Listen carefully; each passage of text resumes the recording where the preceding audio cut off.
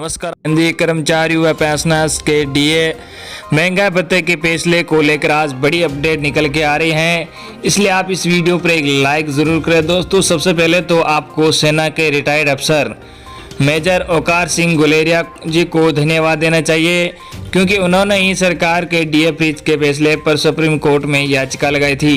इसलिए आपको उनको धन्यवाद देने के लिए वीडियो के कमेंट बॉक्स में गुलेरिया जी के धन्यवाद के लिए जय हिंद के साथ अपने विचार जरूर लिखें। इसी के साथ वीडियो में आपको कर्मचारियों व पेंशनर से संबंधित खबरें देखने को मिलेगी, तो बने रहिए इस वीडियो के एकदम लास्ट तक। दोस्तों, सबसे पहली खबर यह है कि प्राइवेट और सरकारी कर्मचारियों को डाउनलोड करना होगा आरोग्य सेतु ऐप। जी हाँ, सरकार के निर्देश आ चुके हैं। कोविड-19 के खिलाफ लड़ाई में अहम फैसला लेते हुए केंद्र सरकार ने प्राइवेट और सरकारी क्षेत्र के कर्मचारियों के लिए आरोग्य सेतु ऐप को अनिवार्य कर दिया है। आरोग्य सेतु ऐप कर्मचारियों के लिए अनिवार्य है और ये 11 भाषाओं में उपलब्ध है।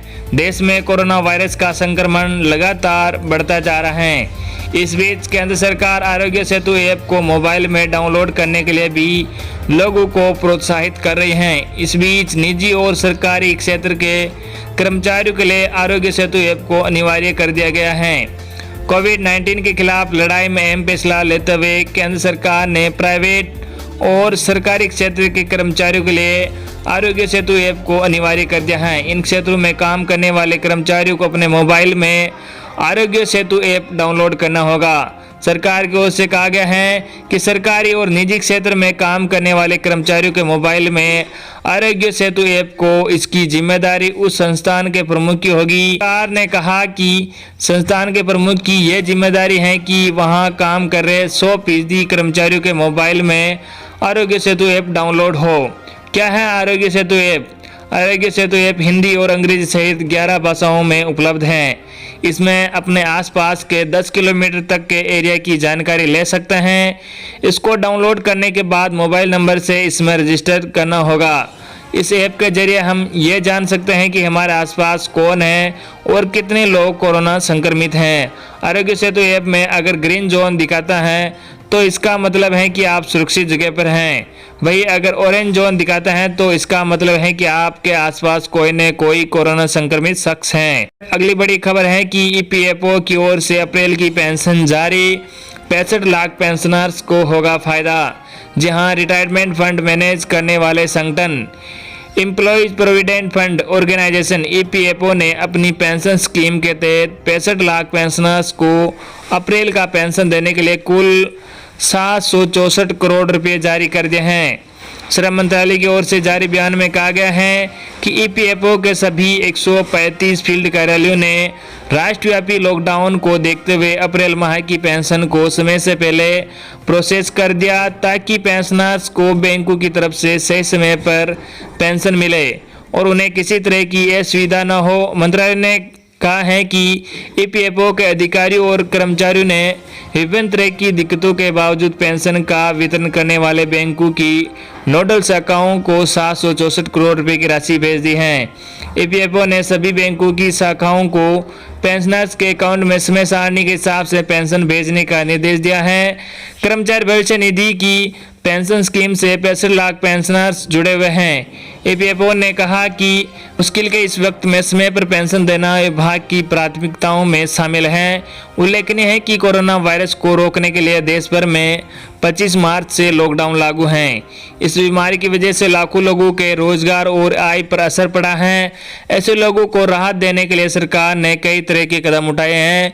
इसी के तहत सरकार ने नौकरी पेशा लोगों को पीएफ फंड से कोविड-19 की वजह से नॉन रिफंडेबल एडवांस निकालने की अनुमति दी है। ईपीएफओ भी ऐसी परिस्थितियों में कोविड-19 को लेकर पीएफ फंड से निकासी के लिए आने वाले आवेदनों को त्वरित तरीके से निपटा रहा है। अगली बड़ी खबर, उत्तराखंड में सरकारी कर्मचारियों और पेंशनर्स को राहत मिलेगी कैशलेस उपचार की सुविधा।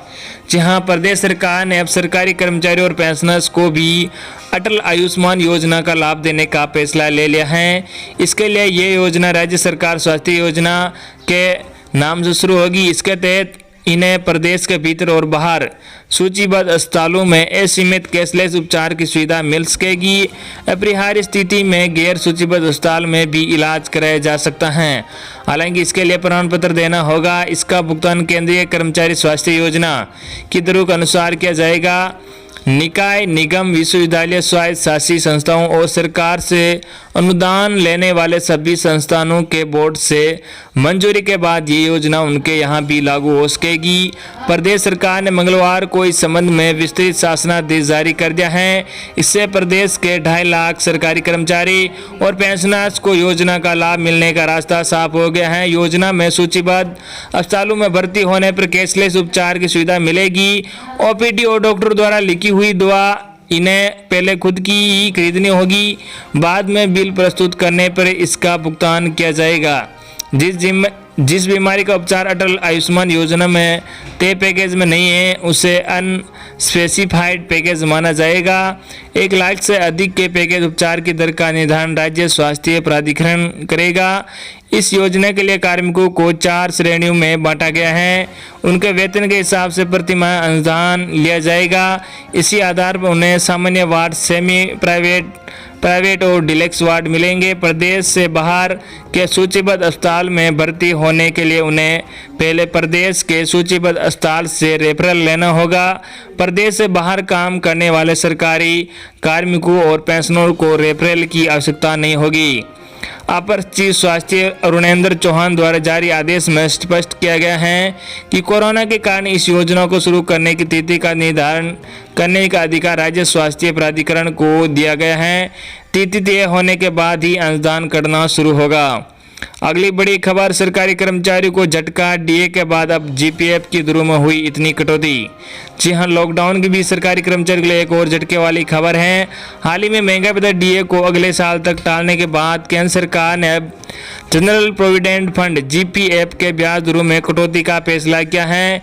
इस बाबत नई ब्याज दरों को अधिसूचित किया जा चुका है। हमारे सहयोगी GBizni.com के अनुसार 1 अप्रैल 2020 से 30 जून 2020 तक जीपीएफ और दूसरे फंड पर 7.1% ब्याज मिलेगा। पिछली तिमाही तक इस पर 7.9% ब्याज मिलता था। जीपीएफ की ब्याज दर तिमाही आधार पर तय होती है। जीपीएफ सिर्फ सरकारी कर्मचारियों के लिए हैं। यह एक तरह की रिटायरमेंट प्लानिंग है क्योंकि इसकी रकम कर्मचारी को रिटायरमेंट के बाद मिलती हैं। सरकारी कर्मचारी अपने सैलरी का 15% तक जीपीएफ खाते में योगदान कर सकते हैं। अगली बड़ी खबर, केंद्रीय कर्मचारियों को बड़ी राहत, पेंशन नियम पर सरकार का अहम फैसला, लाखों को होगा फायदा। जहां देश के लाखों केंद्रीय कर्मचारियों के लिए बड़ी राहत की खबर है। सरकार ने एक महत्वपूर्ण फैसला लेते हुए पेंशन के नियमों में बदलाव किया। इस बदले हुए नियमों का लाखों कर्मचारियों व उनके परिजनों को लाभ मिलेगा। ये लाभ कर्मचारी के 25 वर्ष से कम आयु की संतान, बेरोजगार संतान एवं अविवाहित विधवा एवं तलाकशुदा बेटी को भी समान रूप से मिलेगा। ये विस्तार से जानिए बदले हुए नियमों का कैसे लाभ मिलेगा। जहां भारत सरकार केंद्रीय कर्मचारी और उनके परिजनों को कई तरह की पेंशन की सुविधा देती है। इसमें मुख्य है कि फैमिली पेंशन स्कीम, परिवार पेंशन योजना 1971, जिसके अंतर्गत यदि सेवा अवधि के दौरान सेंट्रल एम्प्लॉयज केंद्रीय कर्मचारी का निधन हो जाता है तो उसके परिजनों को सरकार पेंशन का लाभ देती है। 7 वेतन आयोग के नियमों के अंतर्गत इससे पहले नियम था कि उन सेंट्रल एम्प्लॉयज केंद्रीय कर्मचारियों के परिजनों को सामान्य पारिवारिक पेंशन प्रदान की गई थी जिनकी मृत्यु नौकरी के दौरान तो हुई थी, लेकिन सेवा अवधि 7 साल से अधिक थी। अब इस नियम में ढील देते हुए सरकार ने बड़ा बदलाव किया है। फैमिली पेंशन स्कीम 1971 में हुए 54वें संशोधन के जरिए सरकार ने पेंशन के उन नियमों को बदला है जिसमें कर्मचारी की मृत्यु सेवा अवधि के 7 साल पूरे होने के पहले ही हो जाती है। अब नए नियमों के अनुसार 7 साल की सेवा अवधि पूरी करने से पहले ही यदि किसी कर्मचारी का निधन हो जाता है तो उस कर्मचारी के परिवार के सदस्य अब 10 वर्ष तक कर्मचारी का अंतिम आहरित वेतन यानी आखिरी सैलरी की 50% राशि पाने के पूर्ण रूप से हकदार होंगे।